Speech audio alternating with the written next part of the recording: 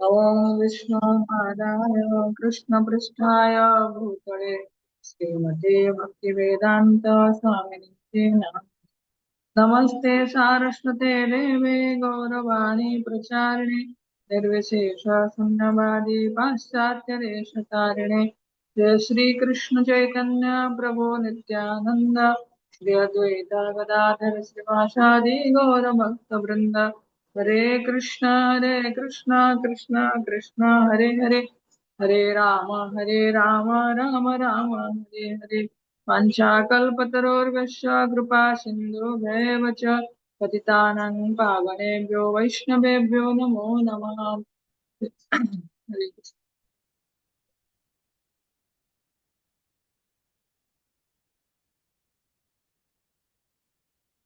ସମସ୍ତଙ୍କୁ ପୁନଃ ସ୍ୱାଗତ। ଆମେ ଆଜି ଶ୍ରବଣ କରିବା ପ୍ରଭୁପାଦଙ୍କର ଗୋଟେ ସୁନ୍ଦର ପୁସ୍ତକ ଅଛି ରସରାଜ ଶ୍ରୀକୃଷ୍ଣ, କିନ୍ତୁ ଆମେ ଓଡ଼ିଆରେ ହିଁ ପଢିବି, ସମସ୍ତେ ଓଡ଼ିଆରେ ବୁଝିପାରିଲେ ବହୁତ ଭଲ। ବହି ଦେଖାଯାଉଛି ସମସ୍ତଙ୍କୁ?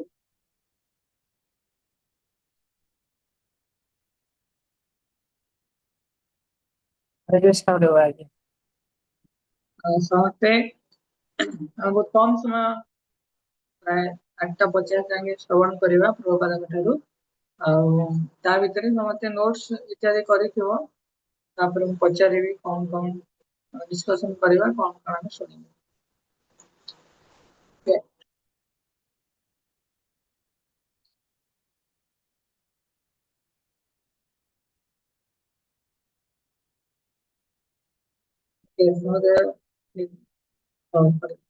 दशराज श्री कृष्ण परम पूज्य श्री श्रीमदेशी भक्तिवेदांत स्वामी श्रील प्रभुपाद द्वारा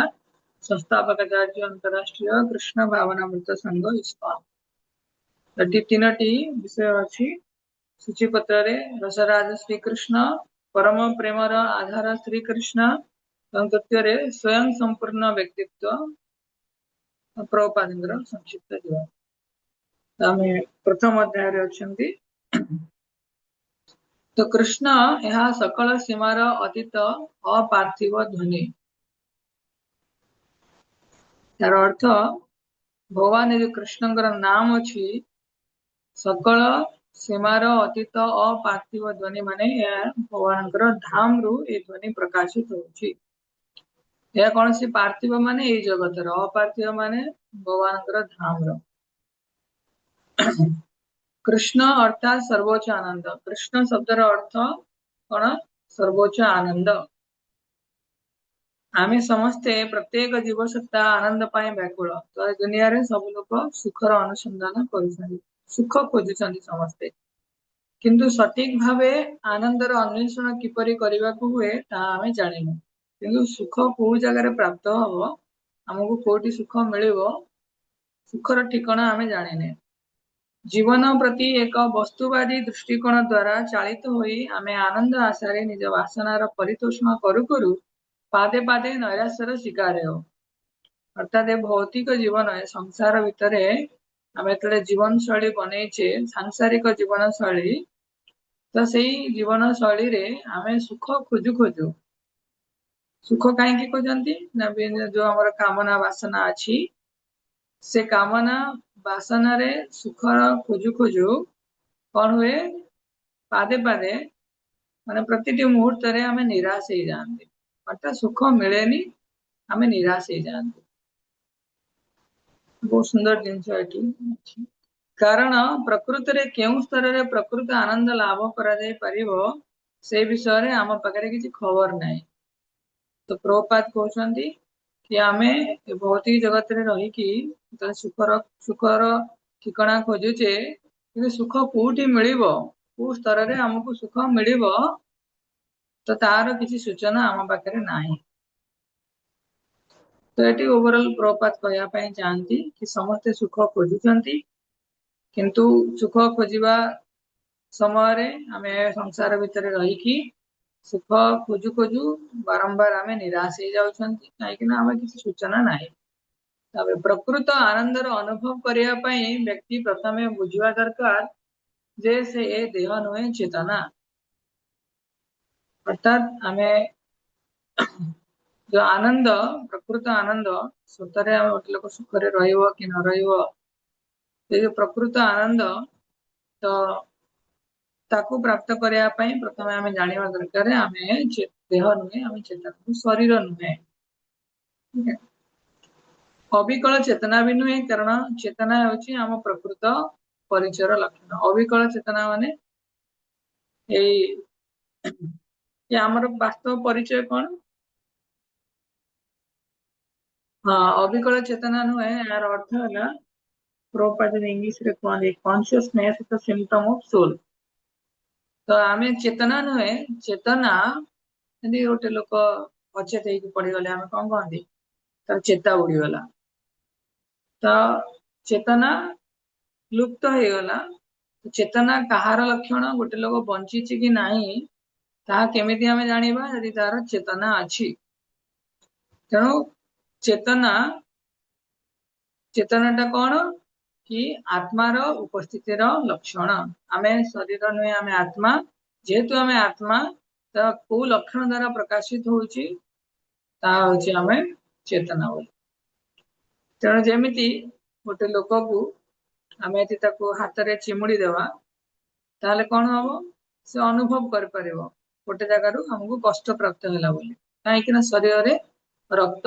हृत्पिंड रु शरीर समस्त अंग प्रत्यंग को प्रभावित होची तेणु सेमती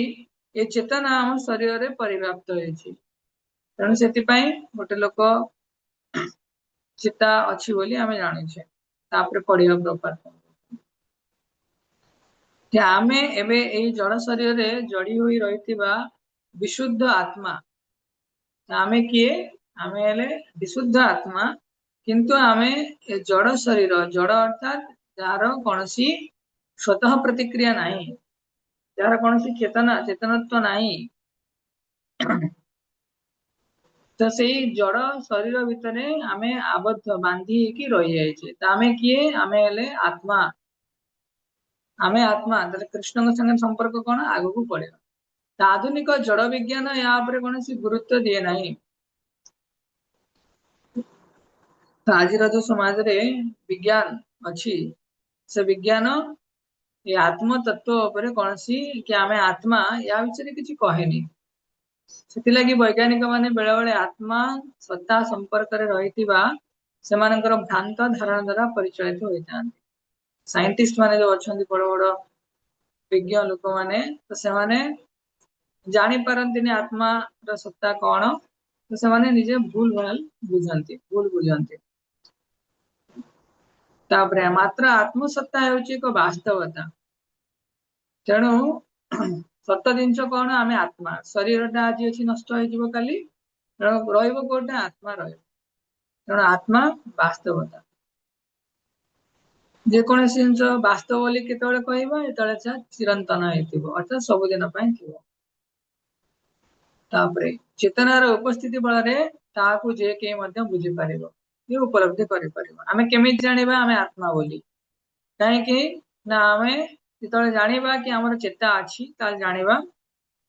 आमे आत्मा बोली जेमिति कहली कि हृत्पिंड रु रक्त प्रवाहित है कि शरीर विभिन्न अंग प्रत्यंग को जाए कि स्नायु समस्त शरीर सुख एवं दुख को अनुभव करि पारे सेमती ताले जानिबा गोटे लोक चेता अछि जेतबेले चेता अछि ताले जानिबा कि से व्यक्ति आत्मा बोली कारण चेतना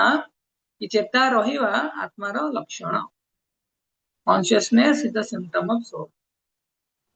तो कई भी जानी पारिबो तेणु चेतना जे आत्मसत्ता ही लक्षण शिशु मध्य से कथा छोट पिला भी बुझी पारिबो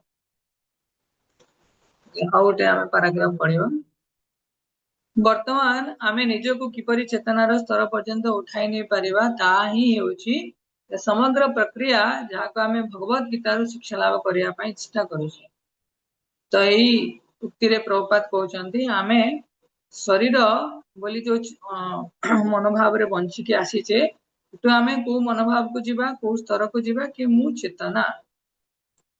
तो मु जेतले चेतना को होची चेतनाटा लक्षण चेतना कहार लक्षण ना आत्मार उपस्थिति मु किए मु चेतना नुहे मु आत्मा मोर लक्षण है कि मु चेतना मोर लक्षण है चेतना किंतु मु हेली आत्मा तो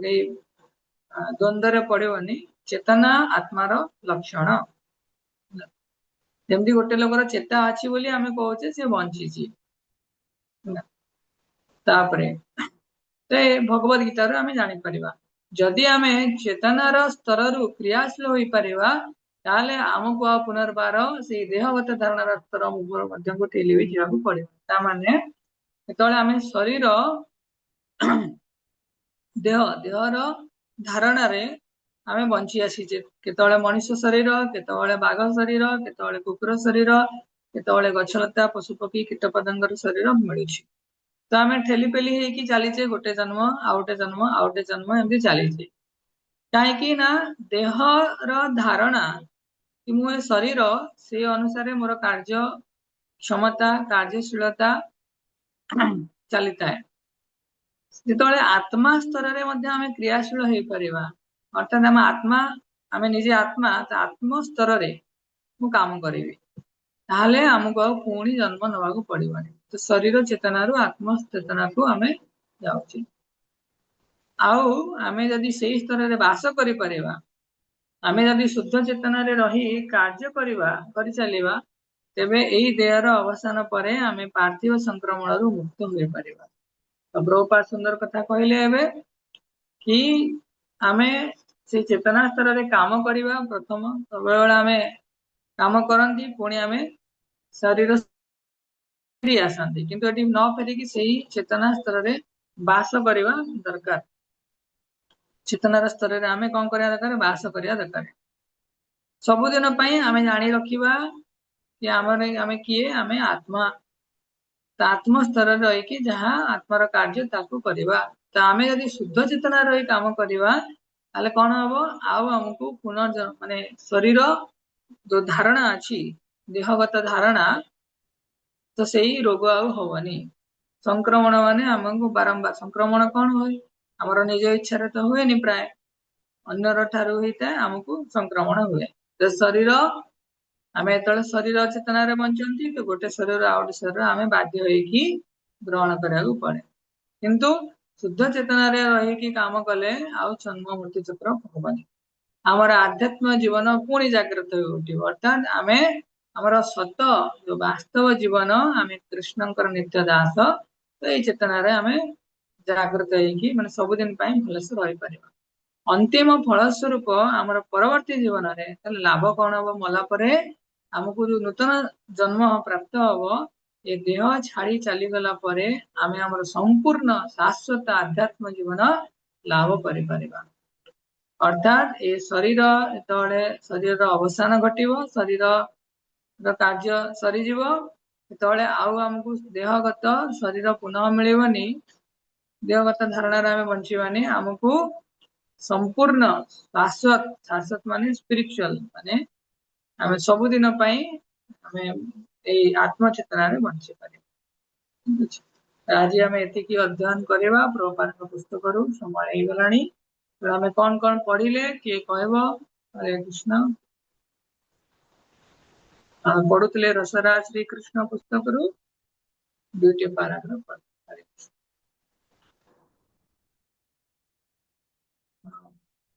दुलार प्रभु कहल कौन तमे बुझिल आज जो श्रवण कले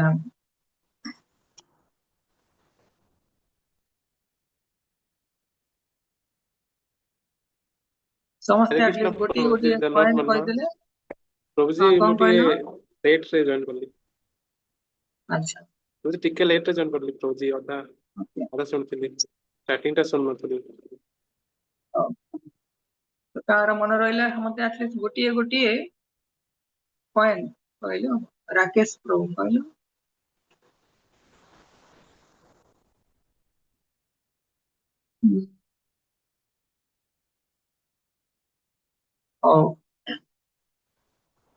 के वॉलंटरली भी कहि परिबो